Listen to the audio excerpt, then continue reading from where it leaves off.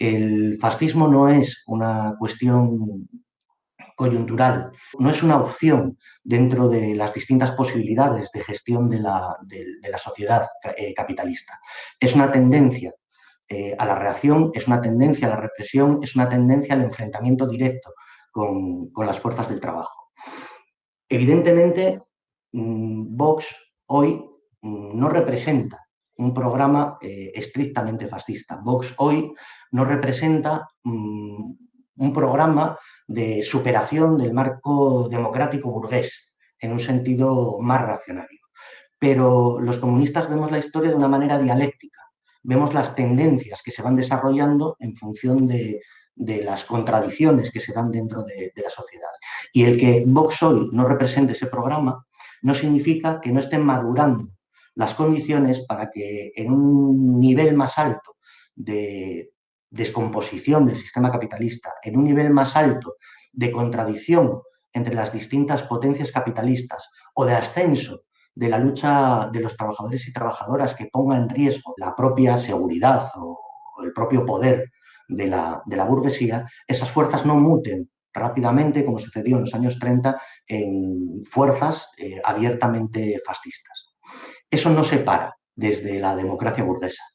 Y no se para desde la democracia burguesa precisamente porque es el propio capitalismo el que engendra el fascismo. Por lo tanto, será terminando con el sistema de dominación capitalista como se terminará con su consecuencia, que en la época reaccionaria del capitalismo, el imperialismo, es la dominación bestial, abierta, terrorista, por parte de la burguesía. Por eso,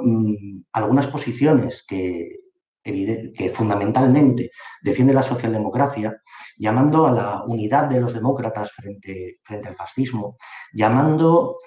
a la defensa de la democracia burguesa y por lo tanto del propio capitalismo que genera el fascismo como vacuna frente al avance de la reacción, no deja de colocar a la clase obrera detrás de una bandera ajena, detrás de un proyecto ajeno, como defensora de una forma concreta de gestión de la misma sociedad que nos explota y la misma sociedad donde se incuba el huevo de la serpiente fascista. Más aún, camaradas, cuando la propia Unión Europea,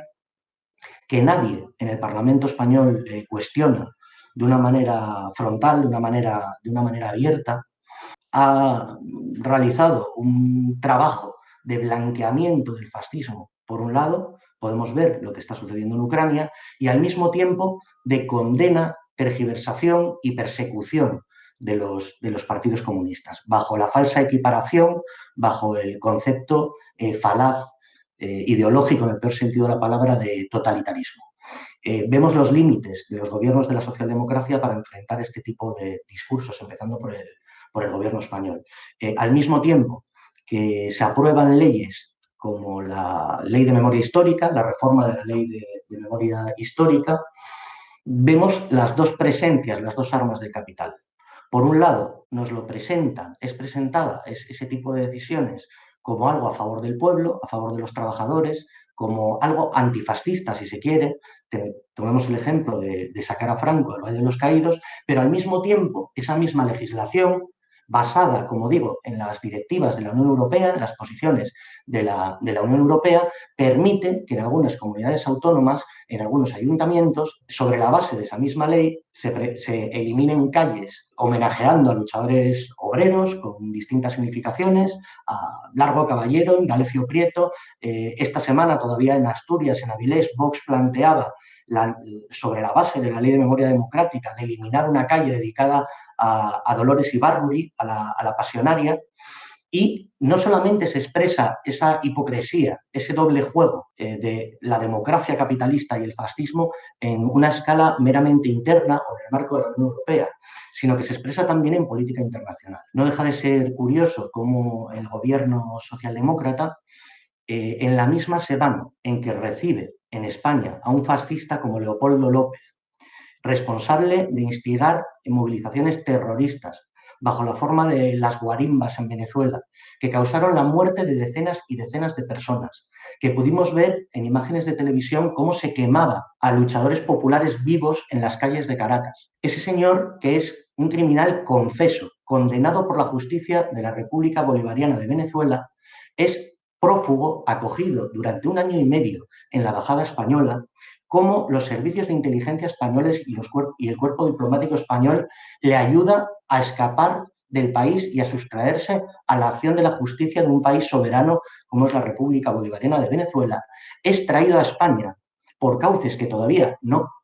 conocemos, nadie ha rendido cuentas, e inmediatamente recibido por el presidente del gobierno socialdemócrata de España. Y esa misma semana en que se hacía eso con Leopoldo López, ese mismo gobierno salía condenando las movilizaciones de derecha, las movilizaciones reaccionarias que se daban en la calle de una manera demagógica